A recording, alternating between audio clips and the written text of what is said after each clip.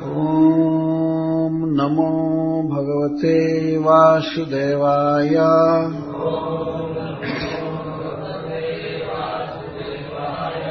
भगवांस्तदभिप्रेत्य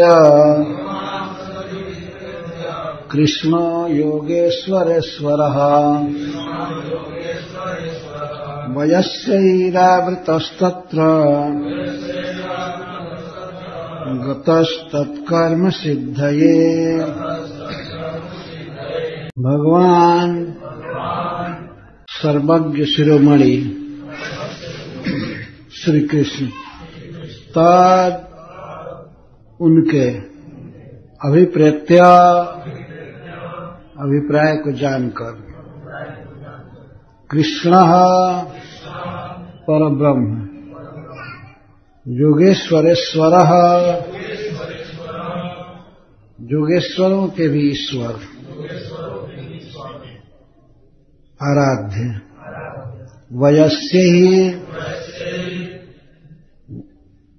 मित्रों के साथ मित्रों से आवृत घिरे हुए तत्र वहां जमुना जी के तट पर जहां गोप कुमारियां स्नान कर रही थी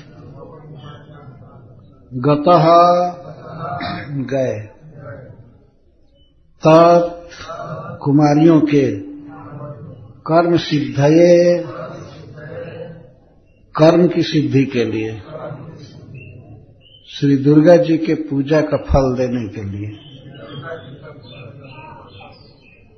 यहाँ पर श्रीमद् भागवतम के इस अनुष्ठान में सबसे पहले ब्रज की कुमारियों की कथा हो रही है। आप सभी लोग जानते हैं इस प्रसंग को कि भगवान श्री कृष्ण एक बार जमुना जी में स्नान करती हुई कुछ बच्चियों के कपड़े चुराए थे, जिसको चीरहरण प्रसंग कहा जाता है। इस कथा को श्रील सुखदेव गोस्वामी सुक्ताल में गंगा जी के किनारे कह रहे हैं। महाराज परीक्षित मुख्य श्रोता हैं और परीक्षित की उस सभा में पूरे ब्रह्मांड से सबसे श्रेष्ठ सिद्ध साधक योगी जन आए थे। सबसे महान पुरुष जो हैं इस दुनिया में ब्रह्मांड में, जैसे अत्रि वशिष्ठ च्यवन शरद्वान अरिष्ट नेमिर भृगुरंगिराश्च। अत्रि ऋषि वशिष्ठ ऋषि भृगु ये सब ब्रह्मा जी के पुत्र हैं।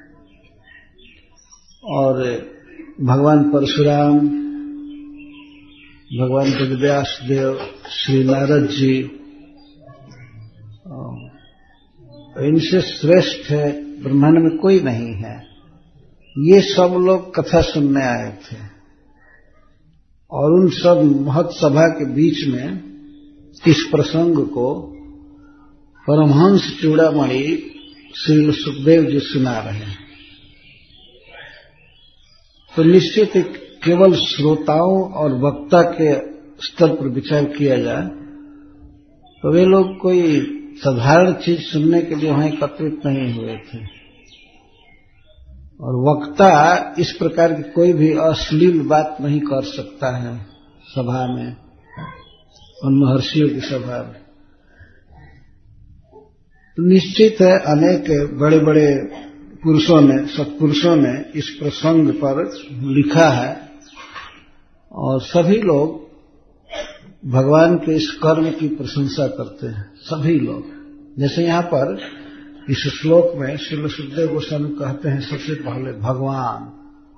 अब तक तो श्री गोपियों का वर्णन हुआ, कुमारियों का, कि वे मां दुर्गा की पूजा कर रही थी, मंत्र जप रही थी। कात्यायनी महामाये महायोगिन्यधीश्वरी नंद गोप सुतम देवी पतिम में कुरुते नमः। हे कात्यायनी, हे मां पार्वती, हे महान उपाय जानने वाली, और हे महाशक्ति स्वरूपा, आप नंद बाबा के प्रिय पुत्र श्री कृष्ण को हमारा पति बना दीजिए, ये मांग रही थी। श्री कुमारियों का वर्णन सुखदेव गोस्वामी ने किया कि इस तरह से पूजा कर रही थी, इस तरह से स्नान कर रही थी। स्नान में एक त्रुटि थी, देवी की आराधना कर रही थी। ये बच्चियां थी, बच्चियों पर, छोटे छोटे बच्चों पर ये कोई नियम लागू नहीं है कि वे नग्न रहें या नग्न स्नान करें। तो ये कोई विधि के विपरीत नहीं है, वहां विधि निषेध कुछ है नहीं वास्तव में।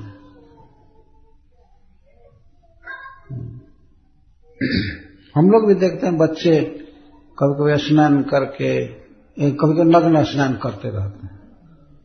5-6 वर्ष के बच्चे या 4 वर्ष के बच्चे नग्न स्नान करते रहते हैं और समाज उनको कोई बुरा नहीं मानता है। कोई नहीं कहता अरे कपड़ा पहन करके रहो, ऐसा नहीं कहता है, ये स्वाभाविक है।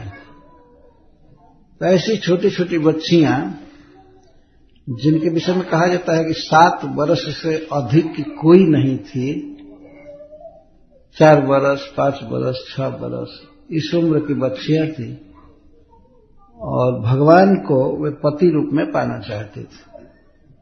तो श्री कृष्ण की महानता, श्री कृष्ण का लोकोत्तर ज्ञान, अनुभव और श्री कृष्ण की सुंदरता, महानता, तेज पर वे इतनी मुग्ध थी कि वे उनको अपने पति रूप में चाहते थे। तो यह बिल्कुल स्वाभाविक है। भगवान कृष्ण से आज तक अनेक लोगों ने प्रेम किया है, कोई उन्हें परब्रह्म समझते हैं, इस दृष्टि से प्रेम करते हैं उनसे, और कोई कोई अपना स्वामी मानते हैं, दास भाव से भजते हैं, कोई सखा भाव से भजते हैं। भगवान कहते भी हैं हम कई प्रकार से लोग भजते हैं, कई भावों में, कई रसों में। कोई पुत्र मान करके प्रेम करता है, जैसे यशोदा जी, माता देवकी परब्रह्म को, भगवान को पुत्र मान करके उनसे प्रेम करते हैं। और अम्बरीश महाराज, श्री नारद जी, प्रहलाद महाराज, ये सब भगवान को अपना सेव्य मानकर भजन करते हैं, हमारे स्वामी हैं, परम प्रभु हैं। तो गोप कुमारियों ने यदि श्री कृष्ण को अपना प्रेमी मान करके भजन किया तो ये कौन सा अवैध है? ये तो बिल्कुल स्वाभाविक है। और भगवान उनके उस भाव को जान करके प्रसन्न हुए। शुद्ध भाव प्रसादित, इस प्रसंग में कहा गया। गोप कुमारियों के शुद्ध भाव से श्री कृष्ण पूर्ण प्रसन्न हुए। तो इस बात पर हमेशा ध्यान रखना चाहिए कि ये सब लीलाएं भगवान की लीलाएं हैं, और भगवान का अर्थ समझना चाहिए भगवान। भग का अर्थ होता है पूर्ण ऐश्वर्य। 6 ऐश्वर्यों के समूह को भग कहा गया है, विष्णु पुराण में कहा गया है। ऐश्वर्यस्य समग्रस्य बीजस्य जससः श्रियः शरणाम भग इतिंगना। ज्ञान वैराग्योश्चैव शरणाम भग इतिंगना। शरणा मतलब 6 के समूह को भग इति इंगना, ऐसा शास्त्र कहता है, ये बताया गया है।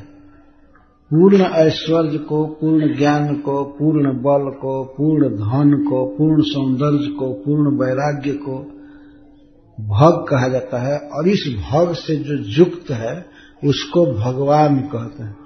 जैसे धनवान का अर्थ है धन वाला, ज्ञानवान का अर्थ है ज्ञान वाला, वैसे ही भगवान का अर्थ है 6 अनंत ऐश्वर्यों से जो परिपूर्ण है, जिसमें अनंत वैराग्य और अनंत ज्ञान है, और अनंत धन, अनंत बल, अनंत सौंदर्य आदि है, इसको भगवान कहते हैं। तो भगवान श्री कृष्ण की लीलाएं विशेष करके लोक से अतीत हैं, विलक्षण हैं। अतः कभी कभी लोग समझ नहीं पाते। लोकोत्तर का मतलब होता है जो लोक से अतीत है, लोक की धारणा, लोक की मर्यादा, लोक के नियम, ये सब वहां तक नहीं पहुंच पाते हैं। जैसे कभी कभी हम उदाहरण देते हैं, मान लीजिए कोई व्यक्ति रोड पर चल रहा है कार लेकर के या बस लेकर के, तो कार रोड पर चलाने का कुछ नियम है। रोड पर चलने वाला देखेगा, अगर लाल ट्रैफिक है, लाल लाइट है तो रोक देता है, ग्रीन है तो जाता है। कई निशान बनाए हुए होते हैं रोड पर और रोड के नियमों का पालन करना होता है। लेकिन कोई व्यक्ति यदि वायुयान चला रहा है, आकाश में जहाज लेकर के जा रहा है, तो वह रोड के लिखे हुए नियमों का पालन नहीं करेगा। ऐसा नहीं कि लाल बत्ती देखे तो रोक दे ऐसा रोड पर चल ही नहीं रहा है। उसकी स्थिति है कि वो आकाश में चल रहा है, उसके अपने कुछ नियम हैं। तो जैसे रोड पर चलने वाले के नियम हैं, परंतु आकाश में चलने वाले के दूसरे नियम हैं, वैसे ही मनुष्यों के, देवताओं के, दैत्यों के नियम हैं, उन्हें एक मर्यादा में रखा गया है। लेकिन इन समस्त मर्यादाओं को बनाने वाले ईश्वर हैं, भगवान हैं, उनको इस मर्यादा में नहीं किया जा सकता है। और करने वाले व्यक्ति अपनी मूर्खता साबित करता है। जैसे मान लीजिए जीटी रोड पर कोई जा रहा है हाईवे पर, और वो उसी समय वायुयान ऊपर से जा रहा हो और नीचे लाल लाइट हो, तो कोई मूर्ख ड्राइवर देख करके कहे कि ये विमान वाला पागल है, ये रोक नहीं रहा है, ये क्यों नहीं रोका, इसको जेल में भेजना चाहिए। तो यह धारणा लेने वाला व्यक्ति महामूर्ख है। अतः श्री कृष्ण की किसी भी लीला पर विचार करने के पहले सोचना चाहिए श्री कृष्ण हैं कौन,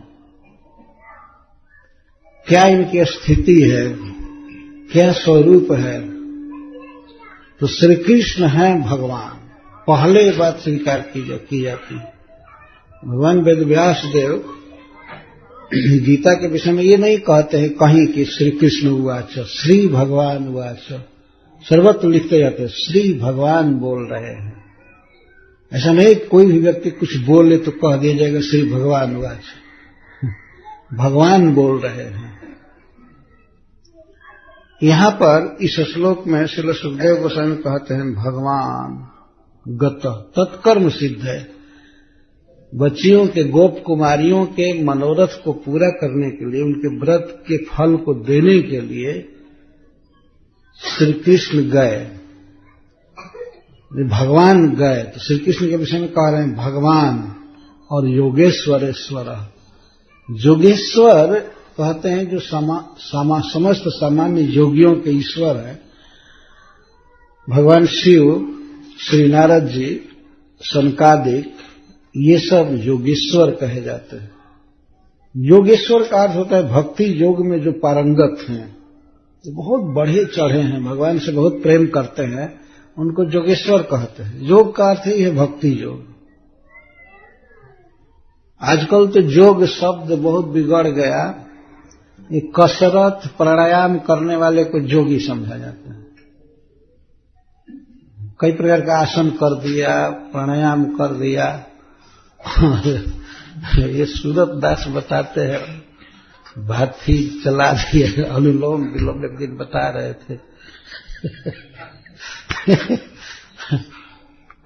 तो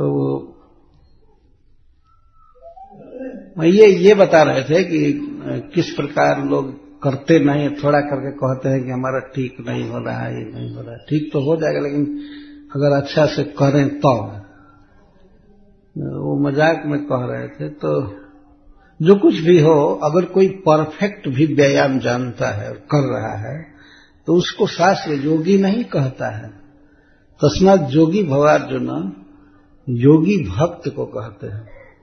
तो भगवान शिव सबसे बड़े भक्त हैं और ब्रह्मा जी के 4 पुत्र जिनको सनकादिक कहा जाता है, ये योगेश्वर हैं, योगियों में श्रेष्ठ है। पर इन योगेश्वरों के भी आराध्य हैं श्री कृष्ण।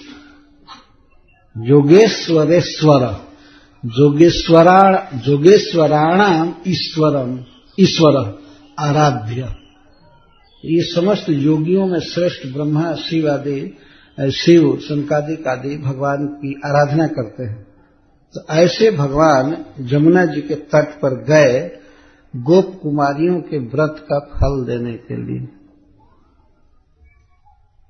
कितनी सावधान भाषा है सुखदेव गोस्वामी की। भगवान गए।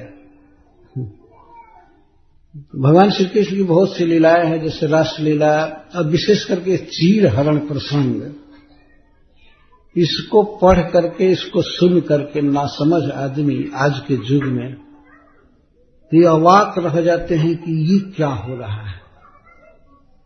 जो धर्म की स्थापना करने के लिए अवतार लिए, जिनको लोग भगवान कहते हैं, ये क्या काम कर रहे हैं। ये लड़कियों के कपड़ों को चुरा करके कदम पर चढ़ जाना, उनको नग्न देखने का प्रयास करना, ये क्या है? ये कोई धर्म है? खुलम खुला आक्षेप करते हैं। विदेशों में भी और भारतवर्ष में भी ये उल्लू लोग, लेकिन समझते हैं नहीं। पहले भगवान का ही मतलब नहीं समझे, जोगेश्वरेश्वर का कोई मतलब नहीं समझते। वो समझते हैं कि श्री कृष्ण हमारे जैसे ही एक लड़का थे, एक मनुष्य थे, तो एक दूसरे के कपड़े क्यों चुरा रहे हैं। नग्न स्नान करती हुई लड़कियों के कपड़े को चुरा लेना, इस पर वे खुलम खुला कहते यही है धर्म का प्रचार, यही है धर्म की स्थापना, यही है ये, यही है ये, यही। पर असली बात है, मूल में ये मूर्ख लोग कृष्ण के विषय में सुने नहीं, कभी जानते ही नहीं कि श्री कृष्ण कौन है। अरे श्री कृष्ण वो हैं जो सबके हृदय में हैं, परमात्मा के रूप में सर्वव्यापक हैं, जल के रूप में भी हैं। जल भी उनकी एक विभूति है। वो जल में भी हैं, जल के बाहर हैं, गोपों के भीतर हैं, गोपियों के भीतर हैं, सबके भीतर हैं। वे ऐसा काम क्यों कर रहे हैं? कुछ उद्देश्य है ना। भगवान का महान जो स्वभाव है, सुस्वभाव है, उन लीलाओं द्वारा प्रकट होता है।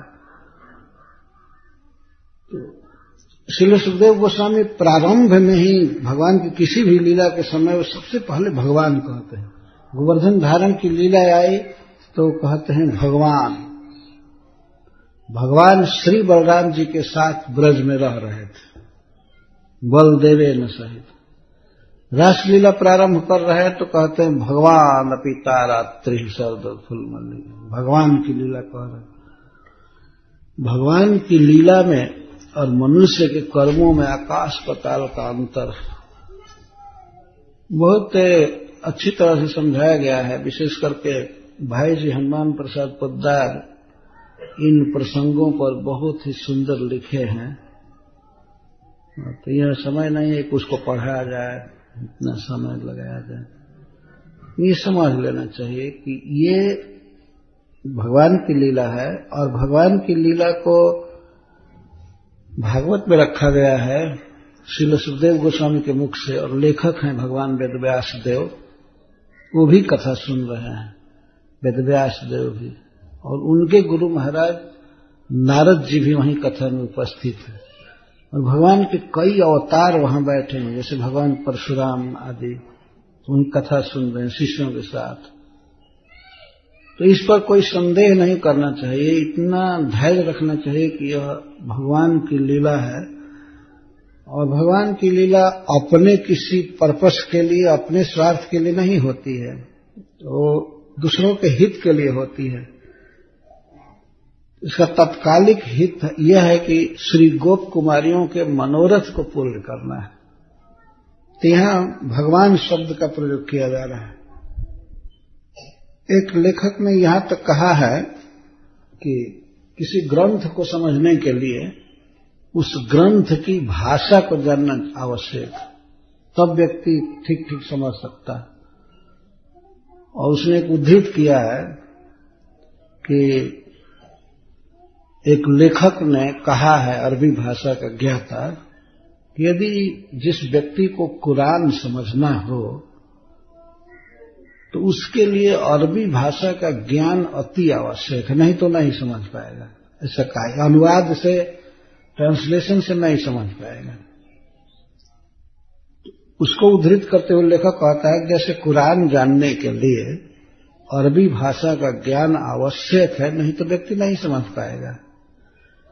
इस तरह से संस्कृत भाषा का ज्ञान परम अपेक्षित है, आवश्यक है भगवान श्री कृष्ण की लीला को समझने के लिए, क्योंकि ये लीलाएं संस्कृत में लिखी गई है।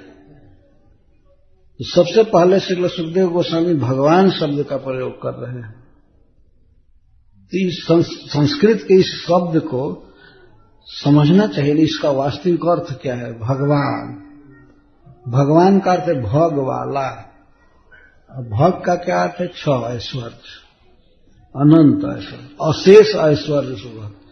अब पुनः प्रश्न उठे, अशेष का भी मतलब समझना चाहिए ना। अशेष माने कुछ बाकी न हो, पूर्ण ऐश्वर्य, इसको अशेष ऐश्वर्य। और ऐश्वर्य, ऐश्वर्य का अर्थ है ईश्वरताई, ऐश्वर्य कंट्रोलिंग पावर। इस संसार में देखा जाता है जिस व्यक्ति के पास धन है वह अनेक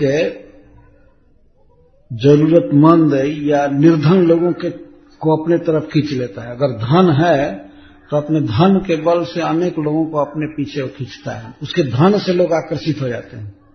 जैसे बड़ी बड़ी कंपनियां हैं या बड़े बड़े फर्म हैं और सब है, तो अनेक लोग पीछे खींचे हुए हैं कि हमको नौकरी मिल जाए, हमको ये धंधा मिल जाए। तो कंप्यूटर पढ़ रहे हैं, ये पढ़ रहे हैं, वो पढ़ रहे हैं, वो पढ़ रहे हैं। किस लिए पढ़ रहे हैं? उस धनी के धन से आकृष्ट है। तो धन को भी एक ऐश्वर्य कहा गया है, एक ऐश्वर्य है। और 6 ऐश्वर्यों में यह एक ऐश्वर्य है। और श्री कृष्ण अशेष धनी हैं।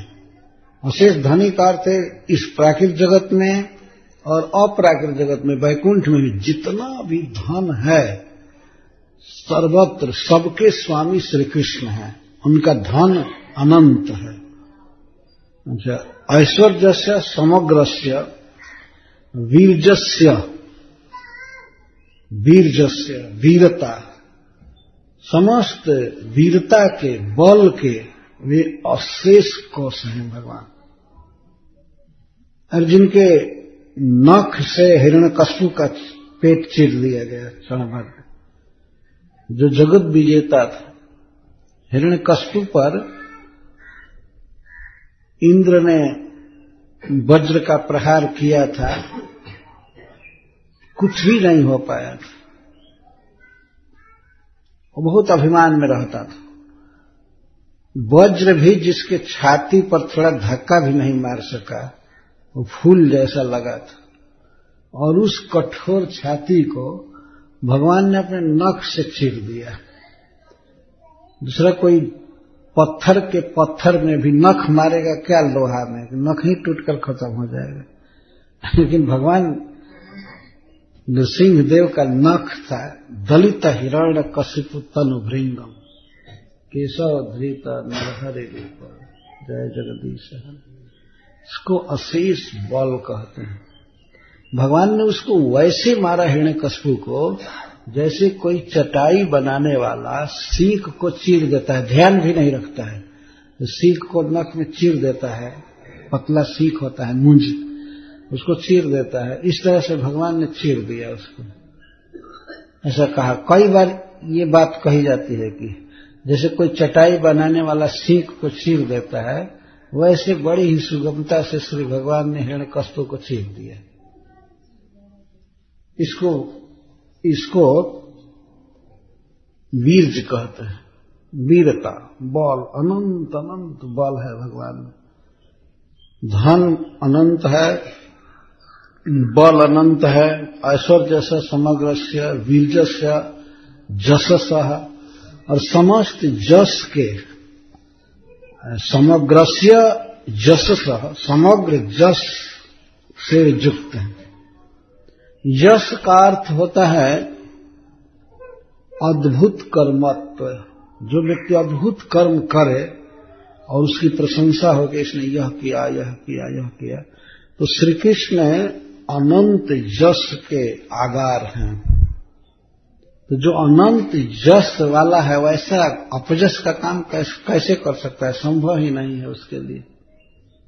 जितना भी अद्भुत अद्भुत कर्म संसार में है, ये सृष्टि आदि सब कुछ, इसको जस कहते हैं।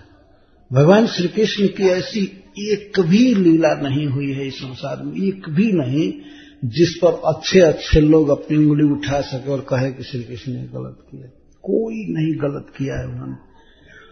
न समझे लोग तब क्या किया जाए, लेकिन श्री कृष्ण जो कुछ किए हैं महान जस के भागी हैं। जैसे आजकल के लोग कहते हैं कि श्री कृष्ण कामी हैं, वो क्यों इतने स्त्रियों से विवाह किए हैं, क्या जरूरत है। लेकिन लोग समझते नहीं हैं। ये श्री कृष्ण 16,108 विवाह क्यों किए? ऐसी परिस्थिति हो गई थी कि उस समय भगवान को अपनी भगवत्ता प्रकट करनी ही थी। एक असुर था, उसका नाम था नरक, और श्रीमद् भागवत में उसको भौमासुर कहते हैं। वो भूमि का पुत्र था, नाम था नरक। पता नहीं उसके गुरु ने या उसके बाप ने नाम दिया था, नरक नाम ही था, नरकासुर कहते हैं।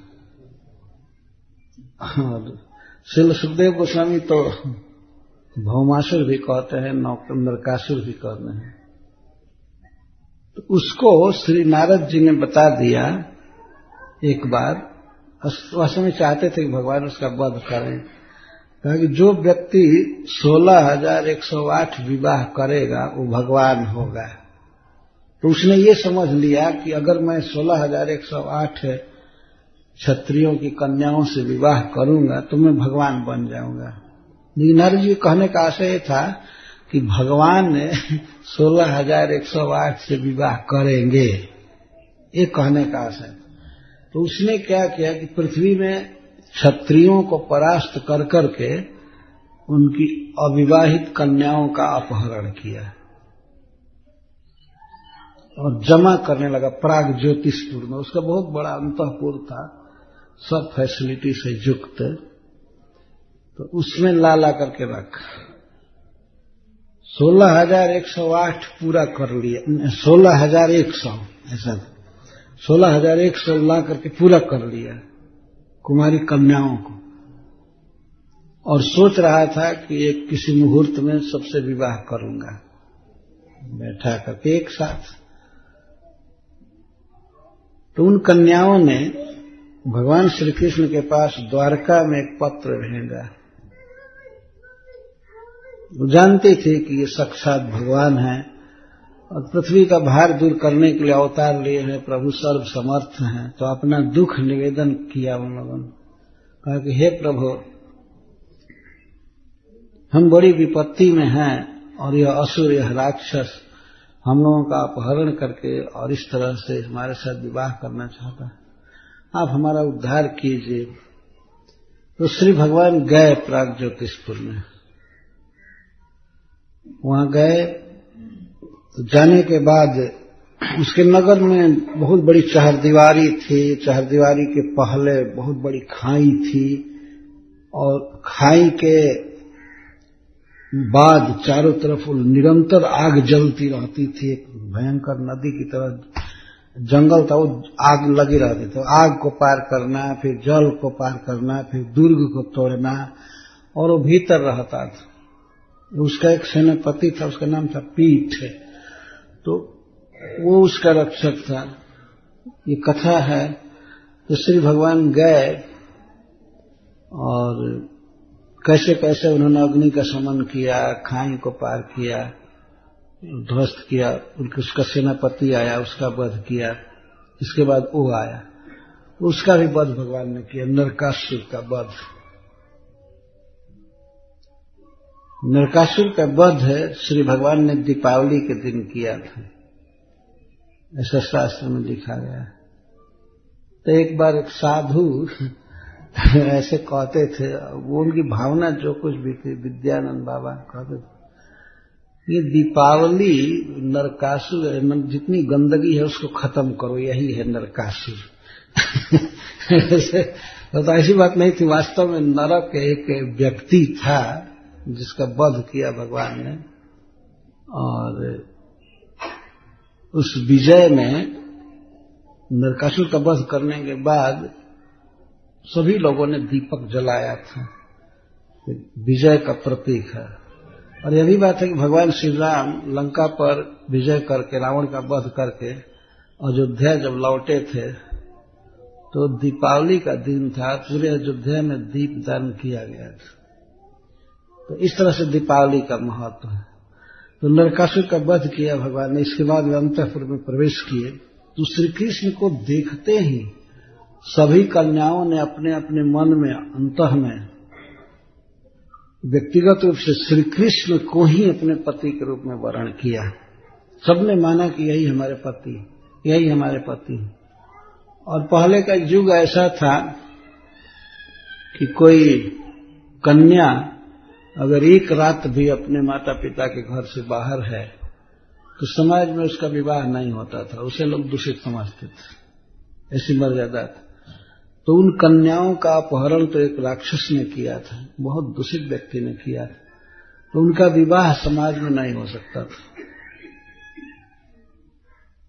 वो तो कई रात्रि रखा था, यदि उनके साथ कोई भी उसका शारीरिक संयोग नहीं था सपने में भी, लेकिन फिर भी समाज उनका विवाह नहीं होने देता। तो उन कन्याओं ने अलग अलग मन में भगवान को ही अपना पति माना। तो सर्वज्ञ भगवान उनके अभिप्राय को समझ गए और उन सबको उन्होंने द्वारका भेजा।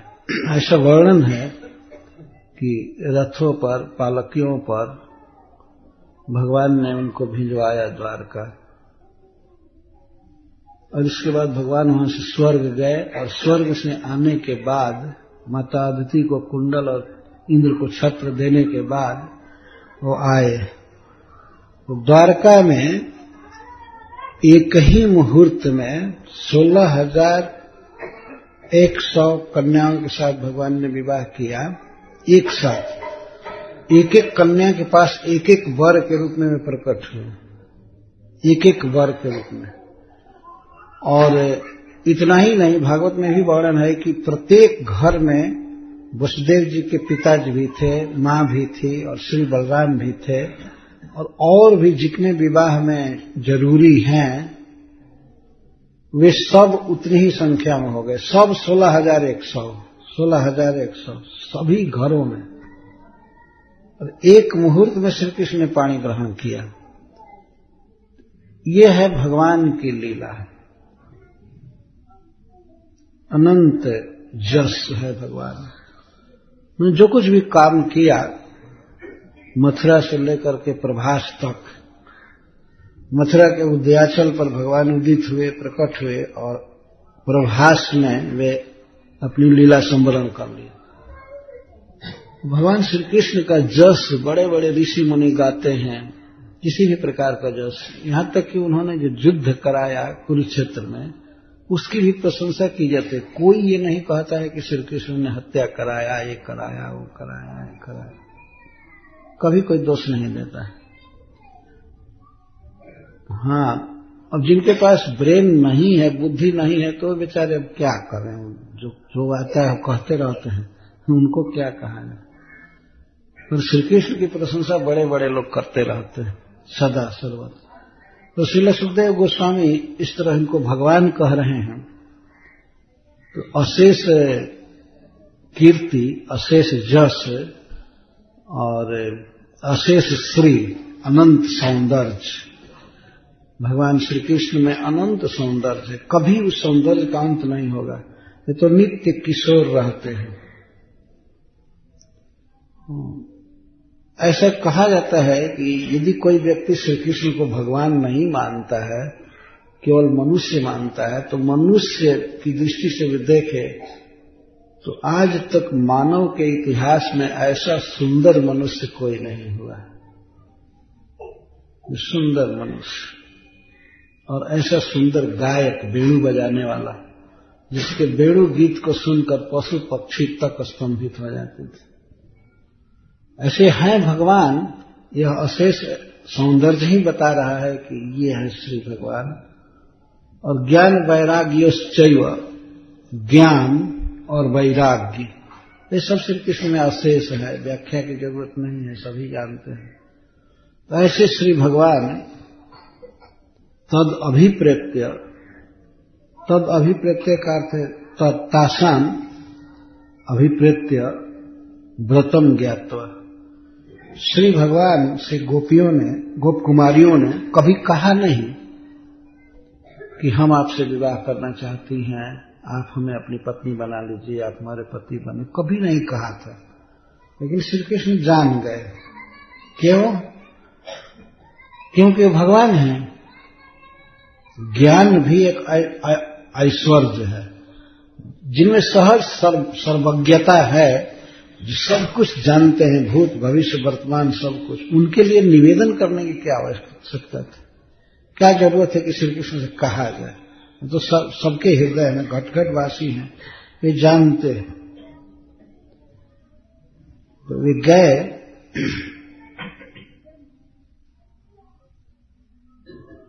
तो गोप कुमारियां तो बहुत हैं, तो उनकी इच्छा को पूरा कर पाना क्या इनके लिए संभव है? तो उसी का उत्तर देते हैं योगेश्वर ईश्वर, योगेश्वरों के ईश्वर आराध्य, जो सर्वव्यापक है, सब कुछ जानते हैं। तो योगेश्वर लोग लब्ध सर्वज्ञ होते हैं। योगेश्वर लोग भी सब कुछ जानते हैं। तो सब कुछ जानने वालों के ईश्वर, और योगी लोग कई कई अद्भुत कर्म कर देते हैं। ये अणिमा, लघिमा, सिद्धि, कामावसायिता आदि सिद्धियां रहती हैं उनकी, तो वे कोई कोई चीज बना लेते हैं। ये तो योगेश्वरों के भी ईश्वर हैं। तो गोप कुमारियों के मनोरथ को पूरा करना इनके लिए बिल्कुल आसान है। इसी को सिद्ध करने के लिए कहा गया है योगेश्वराणा ईश्वर इति प्रत्येकम तादृग मनोरथ पूर्ण सामर्थ्यम दर्शयति। भावार्थ दीपिका में श्रीधर स्वामी जी कहते हैं कि योगेश्वराणाम ईश्वर, इस शब्द के द्वारा प्रत्येक के ऐसे मनोरथ को पूर्ण करने की सामर्थ्य श्री कृष्ण में है, इसलिए शब्द दिया गया है। तत्कर्म सिद्ध है, तासाम कर्मण सिद्ध है, फल दानाया इति। फल देने के लिए श्री कृष्ण जमुना जी के तट पर गए। श्री कृष्ण गोप कुमारियों को नग्न देखने के लिए नहीं गए। क्यों गए? तत्कर्म सिद्ध है, उनके कर्म की सिद्धि के लिए गए। क्या कर्म था गोपीजनों का? कर्म था कात्यायनी व्रत। किस तरह से व्रत कर रहे थे इसका वर्णन सवेरे किया गया। प्रातः काल उठ करके सूरज के उगने से पहले अंधकार में ही वे जमुना जी में स्नान करने जाती थी। जमुना जी वहां से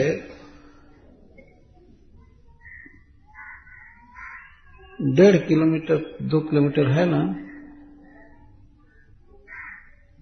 चिरघाट से नहीं, घटवासिनी जहां पूजा करती थी तो वहां से दूर है जमुना जी। उतनी दूर पर जाकर के स्नान करती थी जमुना जी में। भोर में उठ करके स्नान, श्री कृष्ण को पाने के लिए ये प्रातः स्नान भी एक साधन है। भोर में स्नान करना और मंगला आरती करना यह एक साधना है, इसको निग्लेक्ट नहीं करना चाहिए। कुछ भक्तों की आदत होती है वो पीछे उठेंगे ही कुछ भी हो जाए, है ना। ये देखा जाता है कि वो नियम से ही मन में ही ये धारणा है कि हमको तो लेट उठना ही। तो ये गोप कुमारियों से सीखना चाहिए, कितना बड़ा मनोरथ है। उनको कोई रूटीन में नहीं बांधा था, वे अपने आप जग जाती थी। प्रातः काल स्नान करते थे, नदी के ठंडे पानी में जाकर स्नान करते थे और हविष्य भोजन करते थे, नियमित भोजन करते थे, बहुत शुद्ध आहार तो 3 काम बताया गया है उनका दुर्गा जी की पूजा में। पूजा के अतिरिक्त जो काम था वो था पूजा के लिए शुद्ध होना आवश्यक है, अतः स्नान और विविध सामग्रियां जुटाना, ये पूजा करना, और गान करते थे। प्रातःकाल स्नान करते समय, स्नान करने के लिए जाते समय श्री कृष्ण गान करती थी, मंत्र जपती थी। इस तरह से उनका एक कर्म था। इस कर्म की सिद्धि क्या थी? कात्यायनी देवी की पूजा की सिद्धि क्या थी कि नंद गोप सुतम देवी पति में कुरुते नमः। हे देवी, नंद बाबा के प्रिय पुत्र श्याम सुंदर को हमारा पति बना दीजिए। आपके हाथ में है सारी दुनिया, सब कुछ। आप कृपा करके श्री कृष्ण को हमारा पति बना दीजिए। यही सिद्धि थी कर्म की। तो श्री कृष्ण इस सिद्धि को देने के लिए गए। इसका अर्थ कि अपने को पति के रूप में देने के लिए गए। ये भगवान के चिरघाट गमन का उद्देश्य था। स्पष्ट भाषा है, भगवान गए। तब पतित्वेन अर्थ प्राप्त तासाम कात्यायनी अर्चन व्रतम अभिप्रेत्य इति परम विदग्ध वर्ग पूज्यपादानां तासाम भावस्य साक्षात अनभिव्यक्ते है कथंचित कार्य द्वारा अनुमानेन ज्ञात्वा इत्यर्थ। वैसे तो श्री कृष्ण भगवान हैं, सब कुछ जानते हैं, लेकिन गोप कुमारियों के कार्य के द्वारा उन्होंने अनुमान कर लिया। ये बाहरी लीला पर विचार किया जाए। श्री कृष्ण को कैसे पता चला कि ये लड़कियां ये मंत्र जपती हैं, ये कात्यायनी पूजा करती हैं? तो श्रीवाद सनातन गोस्वामी कहते हैं कार्य द्वारा। कभी भी मान लीजिए अगर श्री कृष्ण ने सुना होगा कि वे गीत गाती हुई जा रही हैं, तो हो सकता है कि जमुना जी के तट पर इधर उधर छिप करके वे मंत्र भी उच्चारण सुने होंगे कि क्या मंत्र बोल रही है। इसको कार्य कहते हैं। इस तरह से छोटी छोटी बच्चियों का भोर में उठना, गान करना, और ये बात फैल चुकी थी ब्रज में, गांव में, कि ये दुर्गा जी की, कात्यायनी जी की पूजा कर रही है। और यह भी बात फैल चुकी थी क्या मंत्र बोलती है, और कोई आपत्ति नहीं थी। सब लोग प्रसन्न थे। घर के माता पिता या बड़े लोग जो भी थे वे खुश थे कि ये जप करती हैं कि नंद गोप सुतम देवी पति में कुरुते नमः।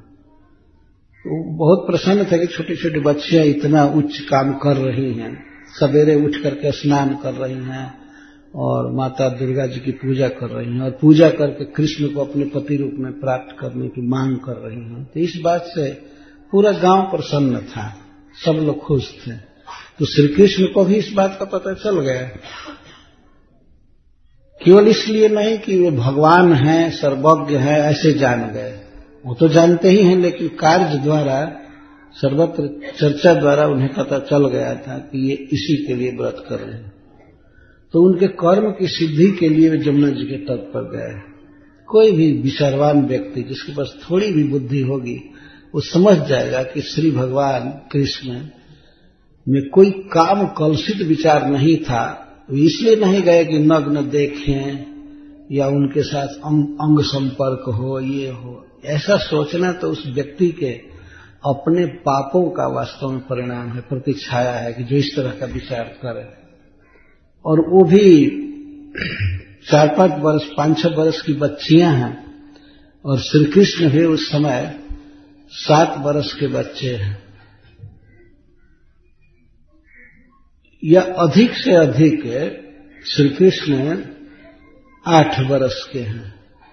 यदि इस लीला को गोवर्धन धारण के बाद की लीला मान लिया जाए, कभी कभी लोग कहते हैं कि ये लीला गोवर्धन धारण के बाद हुई थी, लेकिन इसके बाद गोवर्धन धारण की लीला है, तो गोवर्धन धारण की लीला तो नख पे धार लियो गिरिवर को 7 वर्ष को रसिया, तो 7 वर्ष के थे, ये बात निश्चित है गोवर्धन धारण के समय। और उसके बाद की भी लीला होगी तो ये 8वें वर्ष की लीला होगी, क्योंकि उसके बाद भगवान ने 9वें वर्ष में रास विहार किया है, जिसके विषय में वे कहे कि आगामी शरद काल की रात्रि में मेरे साथ तुम्हारा विहार होगा। तो 9 वर्ष की लीला है रास लीला। तो रास लीला से 1 वर्ष पहले की ये लीला मानी जा सकती है। ऐसे तो अधिकांश मत यही है कि श्रील सुखदेव गोस्वामी लीलाओं को क्रम से कह रहे हैं। किसी किसी लीला का व्यतिक्रम करके आगे पीछे करते हैं। तो ये 6ठे वर्ष की लीला या ज्यादा से ज्यादा 7वें वर्ष की लीला मानी जा सकती है। जिस साल भगवान ने गोवर्धन धारण किया उसी साल की ये लीला है। तो 7 वर्ष के है। 7 वर्ष के बच्चे में और आज से 5000 वर्ष पहले क्या कोई भी व्यक्ति ये कल्पना कर सकता है कि उसमें काम वासना होगी? जरा विचार कीजिए। आज के युग में भी ये मनोवृत्ति नहीं उदित हुई है। आज के इस कुत्सित युग में भी उस समय कहां से हो सकती थी? तो 7 वर्ष की उम्र में श्री कृष्ण की ये लीला है। और श्रील सुखदेव गोस्वामी जो बात बोल रहे हैं सभा में, एक एक शब्द पर विचार किया जाए तो कभी संदेह हो ही नहीं सकता है। लोगों के मन में संदेह या किसी भी प्रकार की विपरीत धारणा जो होती है और इसलिए कि लोग शास्त्रों के शब्द पर ठीक तरह से विचार नहीं करते हैं, सुनते नहीं, सुन लिया बस। गोपियों के चीरहरण किया श्री कृष्ण ने। गोपियों के चीरहरण नहीं किए थे, गोप कुमारियों के चीरहरण किए थे। आजकल फोटो बनाने वाले, चित्र बनाने वाले युवती गोपियां बना देते हैं। वे मूर्ख पढ़े नहीं है, कुछ जानते नहीं है कि कैसा चित्र बनाना चाहिए, युवती स्त्रियों का चित्र बना देते हैं। ये तो बिल्कुल छोटी छोटी बच्चियों के साथ भगवान की लीला है। और वो भी श्री कृष्ण गए उनके कार्य की सिद्धि के लिए। तत्कर्म सिद्ध है, उनका कर्म था कात्यायनी की पूजा कर रही थी, उस पूजा का फल देने के लिए श्री कृष्ण गए। और यह भी आश्चर्य की बात है, पूजा कात्यायनी की कर रही हैं तो कात्यायनी देवी को फल देना चाहिए था ना, श्री कृष्ण फल देने क्यों गए? वास्तविक बात थी कि जिनका वो कीर्तन कर रही थी, जिनका चिंतन कर रही थी, पूजा कात्यायनी की कर रही थी, तो अंततः वो पूजा वास्तव में श्याम सुंदर की ही कर रही थी। जिसमें मन लगा है, जिसमें वाणी लगी है, तो पूजा का पर्यवसान ही कृष्ण पूजा में हो गया। इसीलिए श्री कृष्ण फल देने के लिए गए। यद्यपि माता दुर्गा तो आशीर्वाद देती ही होंगी, अपनी पूजा से प्रसन्न होकर के या भगवान के कीर्तन से प्रसन्न होकर के माता दुर्गा अवश्य आशीर्वाद देती होगी, लेकिन प्रत्यक्ष रूप में उनके कर्म की सिद्धि के लिए योगेश्वरेश्वर गए, कृष्ण गए। कृष्ण का अर्थ है आनंद की, परमानंद की घन मूर्ति, इसको कृष्ण कहते हैं। कृष्ण का मतलब ही जो आनंद घनीभूत होकर इस रूप में दिखाई दे रहा है, इसीलिए कृष्ण को कृष्ण कहते हैं, परब्रह्म को कृष्ण कहते हैं। कृषि भूवाचक शब्द णच निर्वृत्तिवाचक। न ण का अर्थ होता है आनंद, निर्वृत्ति, निवृत्ति नहीं, निर्वृत्ति। कृषि भूवाचक शब्द, कृषि शब्द भूवाचक है। भू का अर्थ आधार, भू का अर्थ रेस्टिंग प्लेस किसी भी चीज का, और ण का अर्थ है निर्वृत्ति, आनंद। तयोर ऐक्यम परम ब्रह्म कृष्ण इत्यभिधीयते। इन दोनों के ऐक्य को, अर्थात श्री कृष्ण आनंद के आधार है, परमानंद घन मूर्ति है, परब्रह्म है, इसीलिए कृष्ण इति अभिधीयते, इसीलिए उनको कृष्ण कहा जाता है। जो आनंद के आधार है, घनीभूत आनंद है, परमानंद घन मूर्ति। बार बार टीका में ये बात लिखी जाती है। तो ऐसे परमानंद घन मूर्ति, योगेश्वरों के भी ईश्वर, समस्त ऐश्वर्यों से परिपूर्ण श्री भगवान अपनी सर्वज्ञता से ही गोपी जनों के उस कर्म को समझ करके, व्रत का अनुष्ठान को समझ कर उनके व्रत का फल देने के लिए गए। योगेश्वरेश्वर भगवान कृष्ण तद अभिप्रेत्य तस्य व्रतस्य आत्मैकार्थम अभिप्रेत्य। मेरे लिए गोप कुमारियां व्रत कर रही हैं, इसको जान गए। कैसे जान गए? निज गानादि रीति विशेषण अनुमीय। श्री कृष्ण सुनते थे कि इनका जो गीत हो रहा है मेरा नाम गा रही हैं, मेरी लीला गा रही हैं, तो इसलिए वे अनुमान कर लिए कि मेरे लिए व्रत कर रही हैं। ऐसे पर सनातन गोस्वामी जी अर्थ करते हैं कि तस्य व्रतस्य आत्मिकार्थम अभिप्रेत्य निज गानादि रीति विशेषण अनुमीय तत्कर्म सिद्ध है, तासम कर्मण सिद्ध है फलदानाय वश्य वृत। अपने साथियों से घिरे हुए गए। वयस्क ही का अर्थ करते हैं सनातन गोस्वामी पर दाम, सुदाम, वसुदाम और किंकिड़ी, चार नाम थे, चार सखाओं के साथ गए थे। आप देख रहे हैं कि इसमें से कोई भी सुप्रसिद्ध साथी नहीं है भगवान का।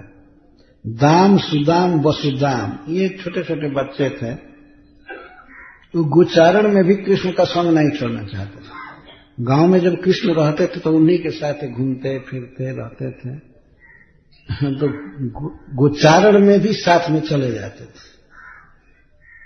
इनके साथ भगवान गए, जिन के न प्रकार अन्य सखाओं से अपनी दृष्टि बचा करके, छल करके और श्री बलराम जी से भी छिप करके इन सब बच्चों के साथ चले गए। श्री बलराम जी के साथ नहीं गए। इस पर भी हरीश्वरी जी बहुत सुंदर एक उक्ति कहते हैं कि भगवान एक बार गीता में कहे हैं कि जे जथा माम प्रपद्यन्ते तांस तथैव भजाम्य हम। जो मेरा जिस भाव से भजन करता है मैं भी उसका भजन उसी भाव से करता हूं। तो कहते हैं कि जे जथा माम प्रपद्यन्ते इति स्वक्तिम स्मरण प्रभु उदार धी। ये जथा माम इति स्वक्तिम स्मरण प्रभु उदार धी अबला नाम प्रसादार्थम युक्तम एवा बलोभ्यगात। अबलाओं पर कृपा करने के लिए भगवान अबल ही गए। ये ठीक किया उन्होंने। अबल मतलब बलराम जी के बिना है। अबला पर कृपा करना है तो मैं भी अबल होकर जाऊंगा। तो अबल का दो अर्थ हुआ। एक तो अबल का अर्थ होता है बलहीन, और दूसरा अबल मत बलहीन, बलराम जी के बिना। तो ठीक किया भगवान अपने गीता के उक्ति के अनुसार उन्होंने ठीक किया। अबला नाम प्रसादार्थम स्वयं एवं बलोभ्यगा। अबलाओं पर कृपा करने के लिए स्वयं अबल गए। अगर बलराम जी के साथ गए होते तो सबल कहे जाते ना, और अबल पर कृपा करना है तो अबल बन करके गए। और छोटे छोटे बच्चों के साथ गए। बच्चों को भी अबल कहते हैं। छोटे छोटे बच्चों में बल नहीं होता है, इसलिए उनको अबल कहते हैं। और स्त्रियों को भी अबला कहा जाता है, बल नहीं होता। पुरुषों की अपेक्षा कमजोर होती है, इसीलिए उनको अबल कहते हैं, अबला। और छोटे छोटे बच्चों को अबल कहते हैं। तो श्री कृष्ण अबल बलराम जी के बिना गए या बच्चों के साथ गए, दोनों अर्थ। तो अद्भुत भगवान की लीला है। चीर हरण करने के लिए चार साथी ले गए जो छोटे छोटे बच्चे थे। विश्वनाथ चक्रवर्ती पाजी तो कहते हैं इसमें से कितनी उम्र के थे? 2-3 वर्षीय, 2-3 वर्ष के थे, जो ये भी नहीं जानते थे कि स्त्री और पुरुष में भेद क्या होता है। स्त्री पुरुष भेद ज्ञान शून्य वो गए थे। और श्री कृष्ण की लीलाओं को देख करके हंसते थे, बातें करते थे, लेकिन कोई स्त्री पुरुष के भेद विशेष बात को नहीं समझते। श्री कृष्ण के आकर्षण से वे युक्त थे, कृष्ण के बिना नहीं रहते थे, तो कृष्ण भी प्यार करके उनको लेते जाते थे साथ में से। इस लीला में भगवान अपने 4 साथियों को लेकर, साथी इसलिए कहा गया है कि वे लोग भी मानते नहीं थे, गोचारण में चले जाते थे, कृष्ण जहां जाते थे वहां चले जाते थे, उनको कौन रोके, इतना कृष्ण के प्रति आसक्त थे। दाम, वसुदाम, सुदाम और किंकिरी, ये उनके नाम थे। उनके साथ गए, वयस्य ही आवृता।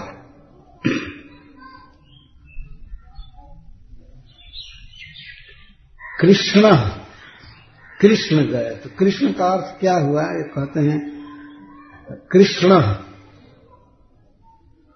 सर्वज्ञ, भगवान का अर्थ कहते सर्वज्ञ, सर्वैश्वर्य युक्तो वा इति कृष्ण, जतः कृष्ण रसिक शिरोमणि जगत चित्ताकर्षक लीला इति वयस्य ही वृत्त तासाम बहवीनाम बहुल वस्त्र जातस्य सद्य शीघ्रम जुगपद हरणार्थ। 5 क्यों गए, 4 बच्चों को क्यों ले गए? 4 बच्चों को ले गए, गोप कुमारियों के बहुत वस्त्र थे, जल्दी शीघ्रता से हरण करने के लिए। अब एक व्यक्ति इकट्ठा करेगा तो ज्यादा इकट्ठा नहीं कर सकता है, तो 5 से 4 बच्चे साथ में रहेंगे तो वो कोई कोई उठाएगा कि कोई, अब जितना जल्दी गोपी कुमारियां देख ना पा रहे और वस्त्र का हरण करने के लिए उनके साथ गए। यद्यपि श्री भगवान हैं, फिर भी बच्चों को ले गए, क्योंकि ये लीला करनी थी कि जल्दी जल्दी हम सब नहीं इकट्ठा कर पाएंगे, ये बच्चे मदद करेंगे। और ये पहले इकट्ठा कर करके सब चढ़ नहीं जाएंगे पेड़ पर, श्री कृष्ण लेकर के चढ़ जाएंगे, इसके बाद ये पकड़वाएंगे, से ले लेकर के वो वृक्षों पर टांगेंगे, ये करेंगे वो करेंगे, और तब धीरे धीरे बच्चों को भी टांग करके चढ़ा लेंगे। तब तक गोप कुमारियां तो विहार कर रही हैं, वो देखेंगी नहीं। तो श्रीपाद सनातन गोस्वामी कहते हैं कि जल्दी हरण करने के लिए वयस्य वृत्त तासाम बहवीनाम बहुल वस्त्र जातस्य सद्य शीघ्रम जुगपत आहरणार्थ, हरणार्थ, शीघ्र हरण कर, शब्द का अर्थ तत्काल हरण करना है, और शीघ्र और जुगपत एक साथ ही सबके कपड़ों को उठा कर ले जाना, तो बीच वो देख लेते हैं। जोगेश्वराणाम लब्ध सार्वज्ञादि सिद्धि नाम ईश्वर आराध्य। भगवान नित्य स्वाभाविक सार्वज्ञादि शक्ति युक्तो अपि कृष्ण तद अभिप्रेत्य तद व्रतस्य आत्मैकार्थम अभिप्रेत्य निज गानादि रीति विशेषण अनुमीय तत्कर्म सिद्ध है, तासम कर्मण सिद्ध है, फल दानाय वयस्य वृत दाम सुदाम वसुदाम किंकरी भी वृत तत्र यमुना तीरे आगत आए। श्री सुखदेव गोस्वामी कथा कहते समय भगवान का आगमन देख रहे हैं। इसका अर्थ है कि उनकी चित्तवृत्ति भी यमुना जी के तट पर ही चली गई थी। एक बार उन्होंने कहा गतः तत्कर्म सिद्ध है, और कभी कभी कहते हैं आगत, लेकिन यहां भी गतस तत्कर्म सिद्ध है या तत्रागतस तत्कर्म सिद्ध है। आकार लगाकर तत्र आगत अथवा तत्र गत आगत। जोगेश्वराणाम अपि ईश्वर इति अनेन सर्वज्ञम तासम प्रत्येकम तादृश मनोरथ पूर्ण सामर्थ्यम ताभि स्व ईक्षण पथे व स्थापितानाम अखिलानाम अपि वस्त्राणाम चौर्य सामर्थ्य।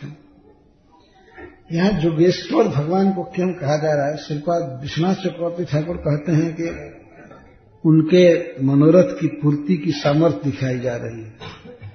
गोप कुमारियां अपने ईक्षण पथ में ही जहां तक दृष्टि जाती थी उसी में वस्त्र रखती थी।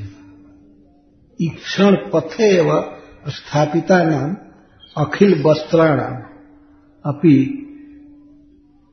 चौर्य सामर्थ्यम भगवान है तो सबके वस्त्र को तत्काल शीघ्र चुराने में समर्थ है, इसके लिए भगवान कहा जा रहा है योगेश्वर।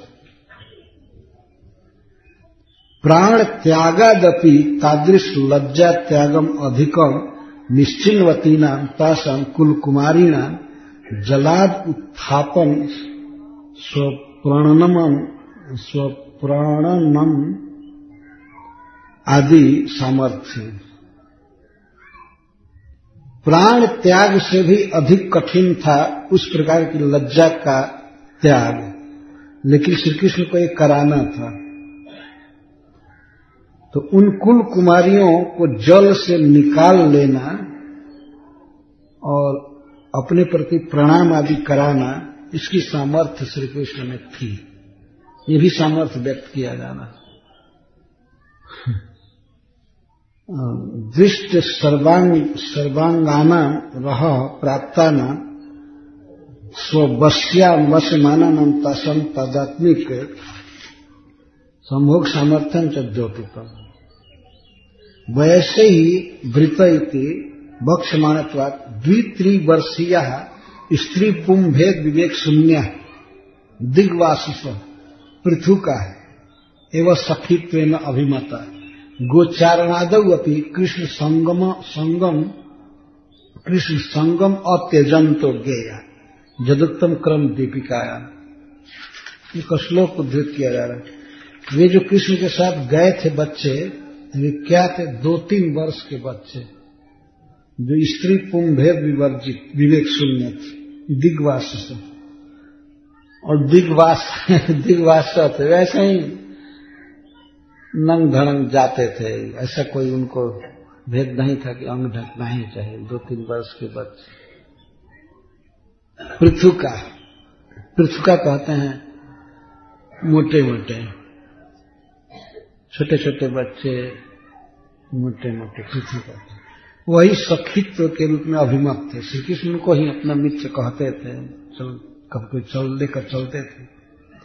गोचारण आदि में भी कृष्ण का संग नहीं छोड़ पाते थे। जदुत्तम क्रम दीपिकायाम, क्रम दीपिका ग्रंथ है, उसमें कहते हैं जंघांत पीवर कटीर तटी निबद्ध व्यालोल किंकड़ी घटा घटते रटन भी मुग्धेश तरक्ष नख कल्पित कर्ण भूषय अव्यक्त मंजु वचने पृथुका ही परितम। श्री कृष्ण चलते थे इस प्रकार के बच्चों के साथ।